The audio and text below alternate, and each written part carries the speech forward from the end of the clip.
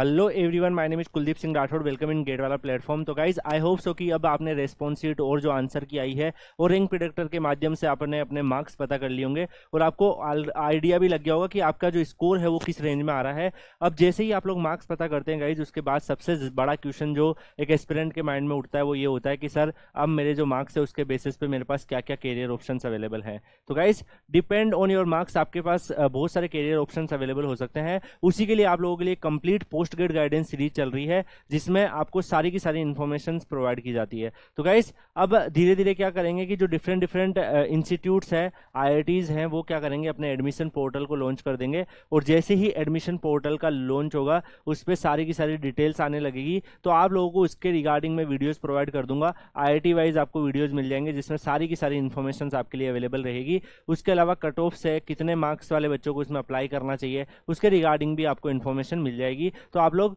Post grade guidance series की जो playlist बनी हुई है उसको फॉलो कर लीजिए। बाकी अगर आप पोस्ट ग्रेड गाइडेंस चाहते हैं तो Kuldeep sir _PW Telegram channel को ज्वाइन करके रखिए। वहां पर आप इंडिविजुअली भी मुझसे बात कर सकते हैं, गाइडेंस ले सकते हैं। और भी वहां पर जो लास्ट ईयर ऑलरेडी किसी न किसी इंस्टीट्यूट्स में या पीएसयू में जो सिलेक्ट हो चुके हैं बच्चे, वो भी टेलीग्राम सेशंस में होते हैं, तो आप उनसे भी अपनी क्यूरीज को पूछ सकते हो। तो गाइस आज का अगर हम डिस्कशन करें तो आईआईएससी बेंगलुरु का अगर आप देखोगे एडमिशन पोर्टल जो है सबसे पहले इसका शुरुआत हो चुकी है। और आप सबको पता है इस साल आईआईएससी बेंगलुरु ने ही गेट 2024 के एग्जामिनेशंस कंडक्ट करवाए थे। तो यहाँ पर एमटेक, एमडीएस और पीएचडी सबके एडमिशंस यहाँ पर अगर आप देखेंगे ओपन हो चुके हैं। और इनमें अगर आप देखेंगे सबसे पहले जो रखा है कि आपका जो वैलिड गेट स्कोर है वो 1 अगस्त 2024 को वैलिड होना चाहिए। इसका मतलब क्या है कि जो 2023 के बच्चे हैं वो भी एलिजिबल है, 2022 के बच्चे भी एलिजिबल है और 2024 के बच्चे भी एलिजिबल है। तो यहाँ पर आप लोग इसमें एलिजिबल होते हो। अभी मैं इसका आपको स्टेप बाय स्टेप सारी इन्फॉर्मेशन दूंगा। सबसे पहले अगर हम देखें गाइज, इंपॉर्टेंट डेडलाइन आपको ध्यान रखनी पड़ेगी। तो इंपॉर्टेंट डेडलाइन के लिए गाइज यहाँ पर इन्होंने क्लियरली डेट मेंशन करी हुई है कि जो पीजी और रिसर्च प्रोग्राम है उनमें जो online submission of application start हो रहे हैं वो February 5, 2024 से स्टार्ट हो रहे हैं। Last date for online submission for online application for regular ERP program अगर आप देखोगे तो March 22, 2024 है। Last date for online submission of online application for MTech MDS sponsor program अगर आप देखोगे तो April 12, 2024 आपकी लास्ट डेट रहेगी। एमटेक, एमडीएस और एमजीटी इंटरव्यू शेड्यूल अगर आप देखोगे तो आप सबको पता है कई सारे एमटेक कोर्सेज में आपका इंटरव्यूज भी होते हैं। तो वो इंटरव्यू जो है वो April 15 से 19 के बीच में होने वाले हैं। और जो रिसर्च के इंटरव्यू होंगे, interdisciplinary program, research program, integrated PhD program, ये मई मंथ में आपके कंडक्ट होंगे। इसके अलावा एमटेक जो स्पॉन्सर से ज्वाइन करेंगे उनका जून में होने वाला है। ऐसे ही अगर आप देखोगे जो आपकी रिपोर्टिंग रहेगा आईआईएससी के अंदर वो जुलाई 20 से 24 के बीच में आपको रिपोर्ट करना रहेगा और आपकी क्लासेस जो है वो अगस्त 1, 2024 से स्टार्ट हो जाएगी। तो यहाँ पर आपका आईआईएससी का पूरा जो पैटर्न है वो आपका स्टार्ट हो जाएगा। तो गाइज यहाँ पर अगर मैं आपको बताऊँ तो आप में से कई बच्चे ऐसे होंगे जो बहुत सारी इंस्टीट्यूट में अप्लाई कर रहे होंगे। तो गाइज आप लोगों को मैं इंपॉर्टेंट गाइडलाइन यहाँ देना चाहूँगा। आप लोगों के लिए जो पोस्ट ग्रेड गाइडेंस सीरीज की जो प्लेलिस्ट बनी होगी उसमें ये वीडियोस रखे रहेंगे। जब भी आपको कंफ्यूजन हो किसी इंस्टीट्यूट की लास्ट डेट निकल तो नहीं गई या फिर उसमें कौन सी डेट पे क्या स्टेप चल रहे हैं, तो आप उस वीडियोस पे आके आप 2x करके उस पोर्शन को देख के आप सारी इन्फॉर्मेशन को कलेक्ट कर सकते हैं। दैट्स वाई मैं आप लोगों के लिए यहाँ पे सारी इन्फॉर्मेशन प्रोवाइड कर रहा हूँ। बाकी आप लोगों को मैं सजेस्ट करना चाहूँगा गाइज कि आप लोग अपना जो ड्राइव होता है उसमें एक फोल्डर बना के रखिए और उसमें आप उस फोल्डर के अंदर आप रख सकते हैं आईआईएससी बेंगलुरु, जिसमें आप उसकी एप्लीकेशन फॉर्म जब भरेंगे तो एप्लीकेशन फॉर्म, उसकी फीस रिसिप्ट, उसकी जो इंपॉर्टेंट डेट है उसका स्क्रीनशॉट, ये सब चीज़ें आप वहां पर रख सकते हैं। ऐसे ही आप इंस्टीट्यूट्स वाइज जहां जहां अप्लाई कर रहे हैं वो रख सकते हैं। क्योंकि गाइस कुछ इंस्टीट्यूट्स आपको मेल करेंगे जब वो आपको इंटरव्यू वगैरह के लिए बुलाएंगे। कुछ स्टूडेंट्स ऐसे, कुछ इंस्टीट्यूट्स ऐसे होते हैं जो मेल वगैरह कुछ नहीं करते, डायरेक्ट वेबसाइट पे ही अपनी जो इन्फॉर्मेशन है वो आपको देते रहते हैं। तो डिपेंड करता है इंस्टीट्यूट्स वाइज। तो डिफरेंट डिफरेंट इंस्टीट्यूट्स के डिफरेंट डिफरेंट पैरामीटर्स होंगे। हर एक आईआईटी का एक अलग प्रोसेस होता है सिलेक्ट करने का।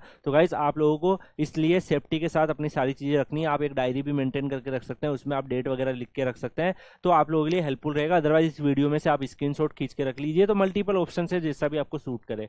अब जैसे ही गाइज आप में से कई स्टूडेंट्स को पता होगा कि जब हम इंपॉर्टेंट डेडलाइन देख ली है तो उसके बाद अगला स्टेप्स होता है कि सर यहाँ पर कौन कौन से कोर्सेज हमारे लिए अवेलेबल है। तो गाइज आप में से कई बच्चे जो है वो एमटेक के प्रोग्राम्स में ज्वाइन करना चाह रहे होंगे। तो मैं आपको यहाँ पर 1 से 2 यहाँ पे डिटेल में आपको बता रहा हूँ और इस वीडियो को मैंने डिटेल में इसीलिए रखा है कि इसमें आपको कॉमन अंडरस्टैंडिंग हो जाए, जिससे कि जब फ्यूचर में जब IIT वाइज वीडियो हो तो आपको ऑलरेडी सारी इन्फॉर्मेशन पता हो, तो आपको इजीली सारी इन्फॉर्मेशन जल्दी से मिल जाए। तो इस वीडियो को आपको मैं सजेस्ट करूंगा पूरा देखना है, क्योंकि बीटेक का एडमिशन पोर्शन और एमटेक के एडमिशन पोर्शन में काफ़ी डिफरेंट है, तो आपको दोनों की नॉलेज होनी चाहिए। तो यहाँ पर अगर हम देखें एरोस्पेस इंजीनियरिंग में, तो एरोस्पेस इंजीनियरिंग में अगर आप देखोगे तो जो इनटेक है, इनटेक का मतलब कितने नंबर ऑफ स्टूडेंट इस कोर्स में लेंगे, तो 19 स्टूडेंट्स है। कई बच्चे बोलेंगे सर ये नंबर कम है, देखो एमटेक के जो कोर्सेज होते हैं उसमें इसी के रेंज के आसपास ही बच्चों को लेते हैं, या 40 या 50 या फिर 30, 32, 25, तो इतने ही बच्चे एमटेक के एक कोर्स में जाते हैं। तो यहाँ पर अगर आप देखोगे इन्होंने क्वालिफिकेशंस बोला है कि आपका BE BTech और इक्विवेलेंट डिग्री होना चाहिए, और उसके अलावा आपका गेट पेपर अगर आपने AE CE CH EC electrical mechanical और एक्सी से ले रखा है तो आप यहाँ पर इस फॉर्म को फिल कर सकते हो। 100% आपका गेट स्कोर के बेसिस पे सिलेक्शन होने वाला है, तो ये भी इन्होंने यहाँ पर मेंशन कर दिया है। उसके अलावा अगर आप आर्टिफिशियल इंटेलिजेंस का अगर आप यहाँ पर देखोगे तो गाइज यहाँ पे आप सबको ये भी पता होना चाहिए डिपार्टमेंट्स होते हैं। जैसे अगर आप देखोगे यहाँ पे जो डिपार्टमेंट है वो डिजाइन एंड मैन्युफैक्चरिंग डिपार्टमेंट के अंदर आता है। यहाँ पर अगर आप देखोगे एरोस्पेस इंजीनियरिंग का, तो यहाँ एरोस्पेस इंजीनियरिंग डिपार्टमेंट है। आर्टिफिशियल इंटेलिजेंस एक इंटरडिसिप्लिनरी ब्रांचेज है। अब मैं आपको बता देता हूँ इंटरडिसिप्लिनरी ब्रांचेज क्या होती है। तो गाइस इंटरडिसिप्लिनरी ब्रांचेज वो होती है जिसमें एक से ज़्यादा ब्रांच के बच्चे जो हैं वो वहाँ पर एक साथ एक किसी पर्टिकुलर कोर्स को कर रहे होते हैं। जैसे अगर आप देखोगे यहाँ पे आर्टिफिशियल इंटेलिजेंस का जो कोर्स है वो आपका इंटरडिसिप्लिनरी कोर्सेज है, तो इसके अंदर डिफरेंट डिफरेंट गेट पेपर्स के बच्चे भी आ सकते हैं।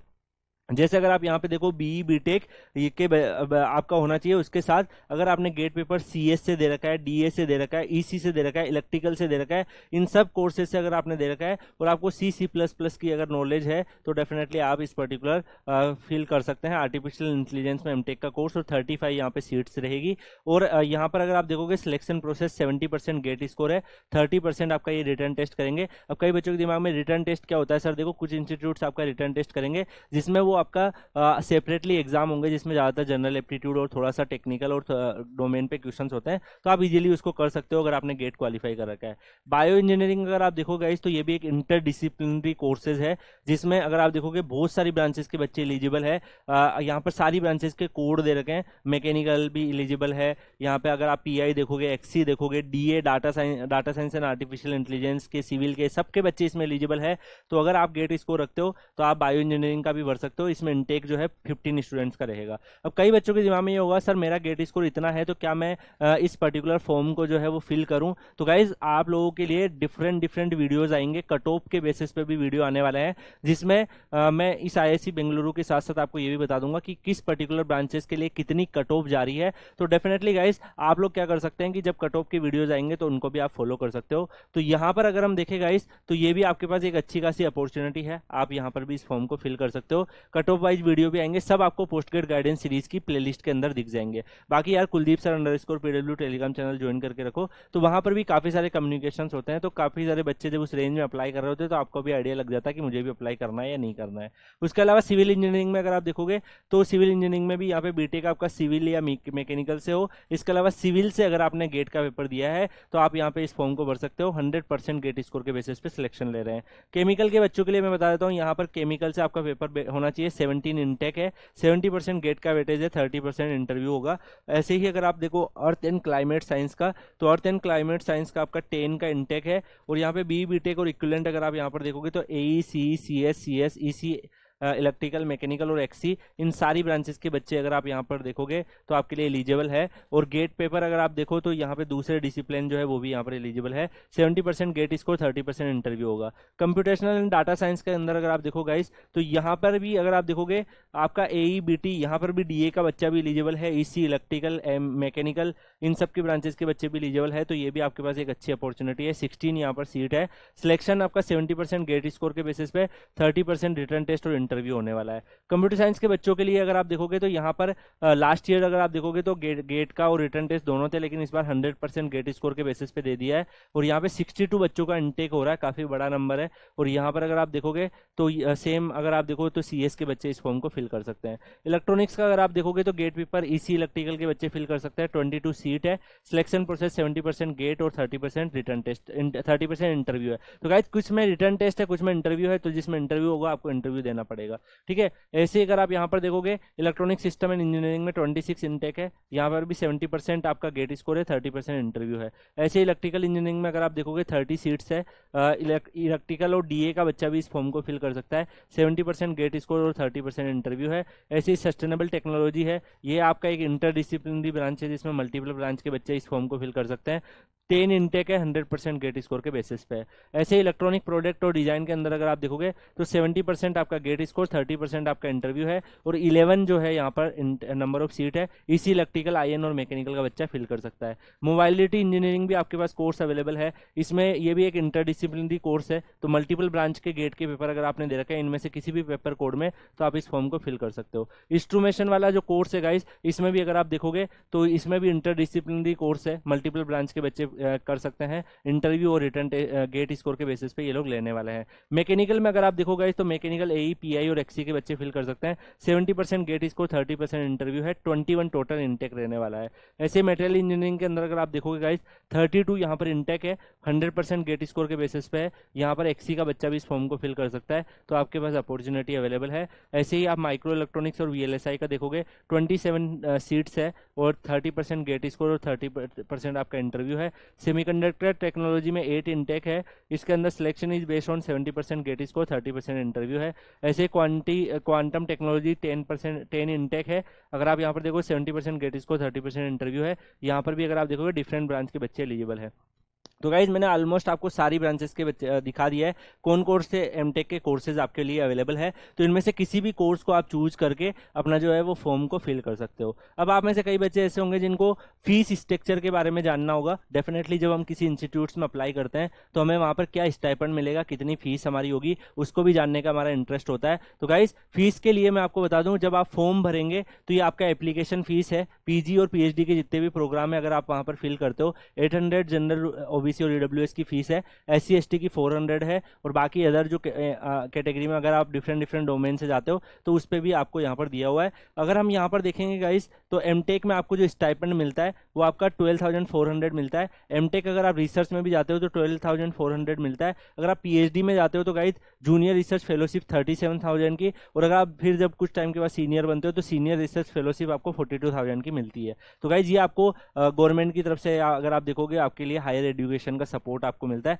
इसी से आप अपनी फीस वगैरह भी मैनेज कर सकते हो। क्योंकि अगर आप रेगुलर रिसर्च प्रोग्राम आईएनआर के अंदर अगर आप देखो एमटेक रिसर्च का अगर आप यहाँ पर फीस देखो गाइस तो एमटेक रिसर्च की टोटल फीस अगर आप देखोगे तो 29,200 के आसपास है, जिसमें डिफरेंट डोमेन यहाँ पर फीस के बाइफर्केशन किए हुए हैं। ऐसे एससी एसटी कैटेगरी की ट्यूशन फीस नहीं लगती है, तो 20,000 आपकी यहाँ पर फीस है। इसके अलावा अगर आप यहाँ पर देखोगे गाइस जो ये आपकी रिफंडेबल फीस दिख रही है, लाइब्रेरी डिपॉजिट, स्टैट्यूटरी डिपॉजिट, या फिर आपका ये ये दोनों फीस को अगर आप देखोगे तो ये फीस आपकी फर्स्ट सेमेस्टर में ही लगती है, बाद में आपको ये देना नहीं होता है। तो ये वाला फीस आपका सेकंड सेमेस्टर से कम हो जाता है, ऑलमोस्ट अगर आप देखोगे 15,000 के आसपास आपका ये कम हो जाएगा, तो उसके हिसाब से फिर आपकी फर्दर फीस भी डिसाइड होती है। ऐसे अगर आप fees structure for MTech, MDS, MGT अगर आप रिसर्च पर एनएम देखोगे तो ऑलमोस्ट अगर आप एमटेक की यहाँ पर देखोगे तो यहाँ पर इन्होंने दे रखा है ये फर्स्ट ईयर ओनली के हिसाब से दे रखी है। इसके बाद ये आपका वेरी करता है, ठीक है, डिफरेंट जो फीस है वो आपकी चेंज होती रहती है, कुछ जो आपकी रिफंडेबल फीस है वो आपको वापस पे नहीं करनी होती है। तो आईआईसी बेंगलुरु का फीस स्ट्रक्चर के हिसाब से आप देख सकते हो कि आप मंथली जो स्टाइपेंड निकलता है उससे आप अपना सारा खर्चा निकाल सकते हो,